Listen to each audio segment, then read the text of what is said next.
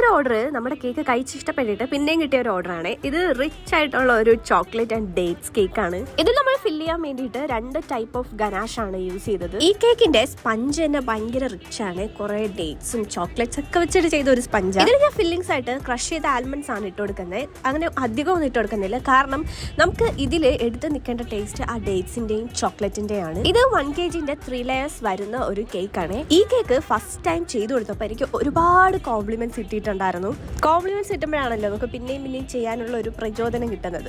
അത്രയും കോംപ്ലിമെന്റ്സ് കിട്ടിയ ഒരു കേക്കാണ് ഇത് ക്രം കോട്ട് ചെയ്യുന്നത് വരെ ഒരു ടൈപ്പ് ഓഫ് ഗനാഷ് ആണ് യൂസ് ചെയ്തത്. അതിനുശേഷം ബാക്കി ഔട്ടർ ലെയറിലും ഒക്കെ നമ്മൾ വേറൊരു ടൈപ്പ് ഓഫ് ഗനാഷാണ് യൂസ് ചെയ്തത്. അങ്ങനെ മേളിൽ ഒന്നും ചെയ്തിട്ടില്ല, കാരണം നമ്മൾ മേളിൽ വേറൊരു ചോക്ലേറ്റ് ഡിസൈൻ ചെയ്യുന്നുണ്ട്. എൻ്റെ അടുത്ത് അങ്ങനെ പ്രത്യേകിച്ച് ഡിസൈൻ ഒന്നും പറഞ്ഞിട്ടില്ലായിരുന്നു. അപ്പം ഞാൻ തന്നെ റെഫർ ചെയ്ത് കൊടുത്ത ഒരു ഡിസൈനാണ് ഇത്.